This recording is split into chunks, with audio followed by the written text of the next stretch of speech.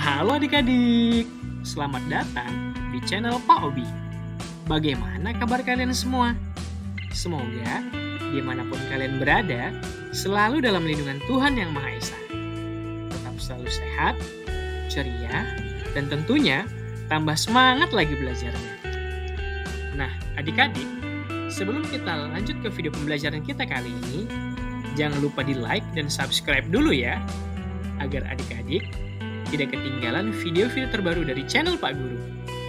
Dan jangan lupa di-share juga ya kepada teman-teman yang lain.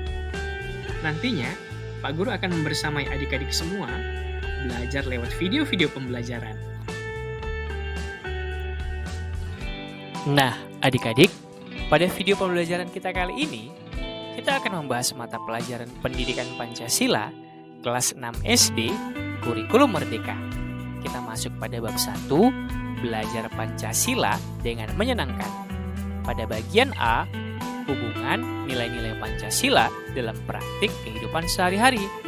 Ada di buku kalian halaman 1 sampai halaman 12. Baik adik-adik, kita akan masuki bab 1, belajar Pancasila dengan menyenangkan. Nah, adik-adik, pernahkah kalian menemukan nilai-nilai Pancasila dari pengalaman sehari-hari? Yuk, kita bahas. Nah, seluruh uraian dan kegiatan pada bab ini akan mengajar kalian belajar tentang nilai-nilai Pancasila dalam kehidupan sehari-hari. Kalian akan mendapati bahwa ternyata sila-sila Pancasila saling terhubung satu dengan yang lain. Pembelajaran pada bab ini memiliki tujuan yang disebut tujuan pembelajaran. Materi pada bab ini akan menambah wawasan kalian tentang hubungan sila-sila dalam Pancasila.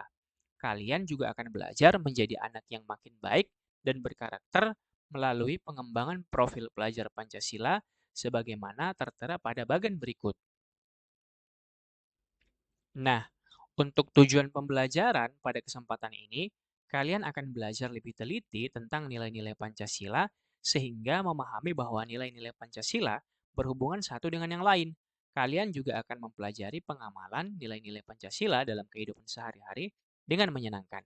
Adapun pengembangan profil pelajar Pancasilanya melalui berbagai aktivitas dalam kegiatan ini, kalian akan berlatih dan membiasakan diri memperkuat karakter, berakhlak mulia, dan bergotong royong. Kita masuki bagian A, hubungan nilai-nilai Pancasila dalam praktik hidup sehari-hari. Ayo membaca. 1. Nilai-nilai Pancasila sebagai kebaikan yang saling berhubungan. Setiap hari Senin, kalian mengikuti upacara bendera. Kita selalu mendengarkan pembacaan teks Pancasila. Apakah kalian mendengarkan dengan sungguh-sungguh dan merenungkannya? Bila pada setiap upacara kalian mendengarkannya dengan seksama, saat ini kalian tentu telah hafal sila-sila dalam Pancasila. Kalian yang selalu mengingat sila-sila dalam Pancasila akan memiliki dorongan untuk berbuat kebaikan bagi banyak orang. Sila pertama, ketuhanan yang Maha Esa, menjadi dasar bahwa bangsa Indonesia adalah bangsa yang percaya pada Tuhan yang Maha Esa. Sebagaimana penganut agama Hindu, Buddha, Kristiani, Islam, Konghucu, maupun kepercayaan pada Tuhan Yang Maha Esa, menjalankan kepercayaan dan keyakinan selaras dengan ajaran masing-masing agama dan kepercayaan tersebut. 5 sila Pancasila sesungguhnya memiliki sifat saling terkait dan tidak dapat berdiri sendiri. Jika salah satu sila dihilangkan, hilanglah makna kesatuan yang terkandung dalam Pancasila. Dengan demikian, ketika kita hendak mengamalkan Pancasila, kita tidak boleh menganggap bahwa satu sila dalam Pancasila lebih penting dari sila-sila yang lain, karena kelimanya merupakan satu kesatuan yang bulat dan padu. Muhammad Hatta, sebagai salah seorang perumus Pancasila, menyatakan sebagai berikut. Karena Pancasila adalah 5 asas yang merupakan ideologi negara, maka kelima sila itu merupakan suatu kesatuan yang tak dapat dipisahkan satu sama lain. Hubungan antara 5 asas itu erat sekali, berkait-kaitan, berangkaian, tidak berdiri sendiri. Sila pertama dalam Pancasila menjadi dasar memimpin atau menjiwai dari keempat nilai sila lainnya. Untuk itu, dalam pengamalan sila ketuhanan yang Maha Esa tidak sebatas hormat menghormati agama dan kepercayaan, tetapi juga menjadi dasar dalam menjunjung tinggi nilai-nilai kemanusiaan, menjadikan agama sebagai dasar untuk membangun persatuan dan kedamaian, menghargai perbedaan, dan berupaya mensejahterakan kehidupan sesama sebagaimana nilai yang diajarkan dalam sila kedua sampai kelima. Begitupun sebaliknya, pengamalan nilai-nilai pada sila kedua sampai kelima merupakan bentuk keimanan kepada Tuhan Yang Maha Esa sebagaimana diajarkan oleh sila pertama. Di dalam Pancasila, kemuliaan manusia tergantung pada perkataan dan perbuatannya pada sesama dan alam. Bila kalian memuliakan orang lain, sesungguhnya kalian memuliakan diri kalian sendiri. Sebaliknya, bila kalian merendahkan seseorang, kalian sedang merendahkan diri kalian sendiri sebagai sesama manusia. Ketika kalian senantiasa berbuat baik, kalian dapat berbuat adil pada diri kalian sendiri maupun orang lain. Mengingat hal ini membuat kalian selalu berupaya menjaga sikap menghormati pihak lain, baik manusia maupun alam. Menghormati pihak lain dengan tulus dan rendah hati merupakan bukti tindakan menjunjung adab, sopan santun, atau akhlak terpuji. Ketika semua orang dapat menjaga adab atau sopan santun, hubungan antar individu maupun antar kelompok akan harmonis. Dengan demikian, kerukunan dan persatuan akan terjaga. Oleh karena itu, sila ketiga, Persatuan Indonesia, menjadi sila yang penting bagi kehidupan masyarakat yang sangat majemuk. Dengan adab yang selalu dijunjung, persatuan menjadi kuat sehingga berbagai permasalahan dapat dihadapi bersama. Dalam budaya kita dikenal peribahasa berat sama dipikul, ringan sama dijinjing. Peribahasa ini berisi nasihat untuk menjaga kebersamaan dan persatuan dalam situasi senang maupun sulit. Tanpa adab, persatuan mudah pecah dan masalah akan sulit diselesaikan. Persatuan adalah modal bagi suatu masyarakat untuk mencapai kemajuan. Bila dalam keluarga, sekolah, dan masyarakat tidak ada persatuan, kemajuan bersama akan sulit tercapai. Salah satu cara menyelesaikan masalah atau merencanakan kegiatan untuk kemajuan bersama adalah dengan musyawarah. Agar musyawarah berjalan lancar dan bermanfaat, semua peserta musyawarah hendaknya saling menghormati dan mengutamakan hikmah atau kebijaksanaan. Para perumus Pancasila menempatkan pentingnya musyawarah untuk menjaga persatuan dan kemajuan bersama pada sila keempat Pancasila, kerakyatan yang dipimpin oleh hikmah, kebijaksanaan dalam permusyawaratan perwakilan. Kemajuan suatu keluarga, sekolah, atau masyarakat akan bernilai baik bila semua warganya merasakan keadilan. Para pendiri bangsa menghendaki semua warga negara dan semua kelompok mendapat kesempatan yang sama untuk hidup aman, damai, sejahtera, dan maju bersama. Tidak boleh ada warga yang dibedakan, disingkirkan, atau diperlakukan tidak adil. Seluruh sila dalam Pancasila saling berhubungan dan saling menguatkan. Sebagai anak bangsa yang baik, sudah seharusnya kita belajar membiasakan diri untuk mengamalkan seluruh sila-sila Pancasila tersebut dalam kehidupan sehari-hari. Nah, adik-adik, mari kita kerjakan tugas 1 berikut ini. Berikut ini adalah tabel 1.1 hubungan antar sila dalam Pancasila, yaitu menemukan contoh sikap yang mencerminkan hubungan antar sila dalam Pancasila. Yang pertama, sebutkan contoh sikap yang menunjukkan bahwa sila ketuhanan yang Maha Esa mendorong sikap menghormati semua agama dan kepercayaan pada setiap kesempatan. Yang kedua, sebutkan contoh sikap yang menunjukkan bahwa sila ketuhanan yang Maha Esa membiasakan para pelajar bersikap baik pada sesama dimanapun berada.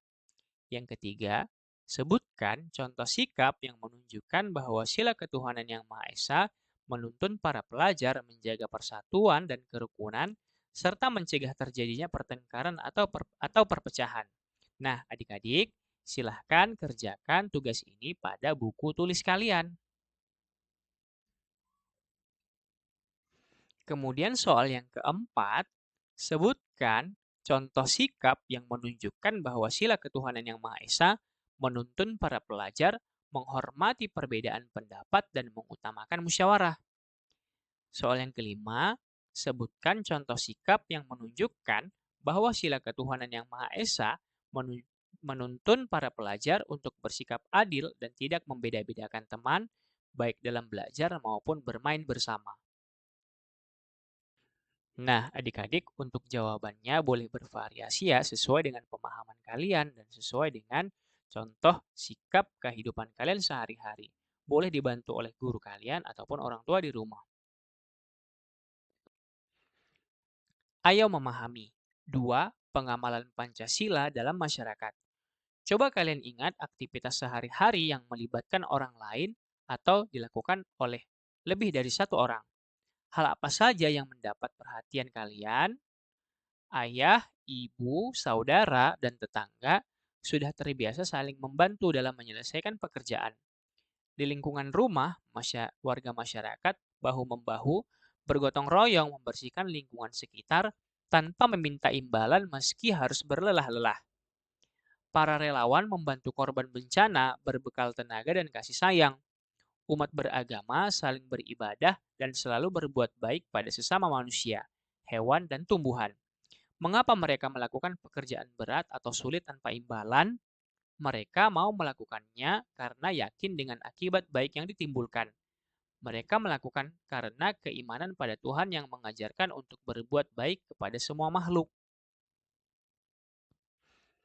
Insinyur Soekarno dalam pidatonya di sidang Badan Penyelidik Usaha-Usaha Persiapan Kemerdekaan atau BPUPKI menyampaikan bahwa Pancasila digali dari praktik hidup bangsa Indonesia. Itu berarti dalam kehidupan sehari-hari telah ada banyak pembelajaran tentang Pancasila. Berbagai aktivitas dalam kehidupan sehari-hari dapat menjadi sumber belajar bila kita mau mencermati dan mempelajarinya. Kalian dapat membuktikan sumber belajar itu melalui kegiatan wawancara yang akan kalian lakukan. Ikuti petunjuk dalam lembar kerja berikut ini. Nah, adik-adik, berikut ini adalah tabel panduan wawancara, lembar kerja wawancara tentang praktik baik dalam masyarakat. Tuliskan tempat wawancaranya di mana, kemudian waktu wawancara. Tugas 1, menentukan narasumber. Bersama teman atau orang tua, lakukan diskusi untuk menemukan tokoh masyarakat yang akan diwawancarai. Sebagai bahan pertimbangan, ingatlah kegiatan-kegiatan yang dilakukan oleh para tokoh masyarakat tersebut. Temukan alasan kalian memilih mereka. Selanjutnya, catat nama dan kegiatan mereka dalam tabel berikut ini. Nah, adik-adik, berikut ini adalah lembar kerja wawancara tentang praktik baik dalam masyarakat. Yang pertama adalah narasumber, kemudian kegiatan yang dilakukan narasumber. Misalnya narasumbernya itu adalah ketua RT. Kemudian kamu bisa menuliskan nama dari ketua RT tersebut. Kemudian kegiatan apa yang dilakukan narasumber? Misalnya, ketua RT mengajak lingkungan masyarakat untuk bergotong royong membersihkan selokan yang ada di depan rumah. Kemudian, kalian bisa menuliskan beberapa narasumber yang lain beserta dengan kegiatan yang dilakukan narasumber. Kemudian, tuliskan uraian jawaban atas pertanyaan berikut ini. Yang pertama, ceritakan hal-hal menarik yang kalian dapatkan dari kegiatan wawancara para narasumber di lingkungan sekitar kalian. Kemudian, yang kedua, berdasarkan hasil wawancara tersebut, tunjukkan bukti bahwa para narasumber tersebut telah mengamalkan nilai-nilai Pancasila. Sila yang manakah itu? Nah, pada kasus tadi misalnya adik-adik ketua RT mengajak lingkungan masyarakat untuk melaksanakan gotong royong membersihkan selokan. Nah, kira-kira dari kegiatan itu nilai-nilai Pancasila yang telah dilaksanakan. Kemudian yang ketiga, dalam beberapa kalimat, tunjukkan bahwa tindakan yang dilakukan narasumber memiliki keterkaitan dengan pengamalan sila yang lain. Sebagai contoh, tadi misalnya pada saat kegiatan gotong royong yang dilakukan Pak RT, itu adalah menunjukkan penerapan sila ketiga, yaitu Persatuan Indonesia. Kemudian untuk soal yang ketiga ini, apa kaitannya dengan sila yang lain? Misalnya berkaitan dengan sila yang pertama, yaitu ketuhanan yang Maha Esa. Setiap pemeluk agama mempercayai bahwa Tuhan itu ada. Salah satunya adalah bahwa agama mengajarkan kita untuk hidup bersih atau menjaga kebersihan, karena kebersihan itu adalah sebagian dari iman. Atau bisa juga berkaitan dengan sila keempat, yaitu Pak RT bisa melakukan musyawarah terlebih dahulu kepada masyarakat tentang kegiatan yang akan dilakukan kapan, harinya, dan waktunya. Nah, setelah itu, kerjakan tugas ini pada buku tulis kalian. Nah, adik-adik, kita masuki tugas yang kedua, yaitu presentasi dan diskusi isi lembar kerja. Nah, secara bergantian, presentasikan isi lembar kerja kalian di depan kelas. Diskusikan hal yang menarik perhatian atau ingin kalian tanyakan. Guru akan memandu kegiatan ini dengan proses diskusi dan berbagi pengalaman wawancara berjalan menyenangkan. Kalian akan mendapatkan pengetahuan baru yang penting tentang praktik Pancasila. Nah, adik-adik kira-kira seperti ini ya suasana pada saat kalian melakukan presentasi dan diskusi. Kemudian kita masuki tugas ketiga, yaitu mengisi tabel hasil diskusi. Simaklah presentasi semua kelompok. Temukan dan catat hal-hal penting dari presentasi yang disampaikan oleh setiap kelompok. Nah, tabelnya bisa seperti ini ya adik-adik. Pada kolom pertama adalah presentasi temuan kelompok, kelompok keberapa, kemudian pelajaran yang kalian dapatkan dari kelompok tersebut apa saja. Kerjakan tugas ini pada buku tulis kalian. Nah, adik-adik, berdasarkan presentasi yang disampaikan tiap kelompok, kalian akan dapat memahami bahwa dalam pengamalan satu sila dalam Pancasila ternyata terhubung dengan pengamalan sila-sila yang lain. Untuk meneguhkan pemahaman kalian, mari perhatikan peristiwa-peristiwa di bawah ini. Di kelas 6 SD Persahabatan, ada siswa bernama Anissa yang memiliki perbedaan kemampuan dalam berjalan. Ia pernah mengalami sakit polio sehingga salah satu kakinya tidak tumbuh sempurna. Dewita adalah salah satu anak yang tidak mau bermain dengan Anissa, apalagi bergabung dalam satu kelompok belajar. Dia heran dengan teman-teman yang tidak mempermasalahkan keadaan Anissa. Dewita pun bertanya pada Meme dan Manda, "Mengapa kalian akrab sekali dengan Anissa? Apakah kamu lupa bahwa semua manusia adalah ciptaan Tuhan, Wi?" Tanya Manda. Dewita diam memperhatikan. Bila kita mampu menghormati dan menyayangi semua ciptaan Tuhan, berarti kita menghormati Sang Pencipta. Kalau kita dapat mengamalkan sila pertama Pancasila, kita juga akan mudah mengamalkan sila-sila yang lain. Manda menambahkan. Dewita masih diam. Kalau kamu pilih-pilih teman, kelas kita menjadi tidak kompak karena ada yang merasa tersingkirkan. Jadi dengan menghormati teman sebagai sesama manusia ciptaan Tuhan, kita bisa kompak bersatu. Itu merupakan pengamalan sila kedua. Selanjutnya, kita akan mudah mengamalkan sila ketiga, kata Meme.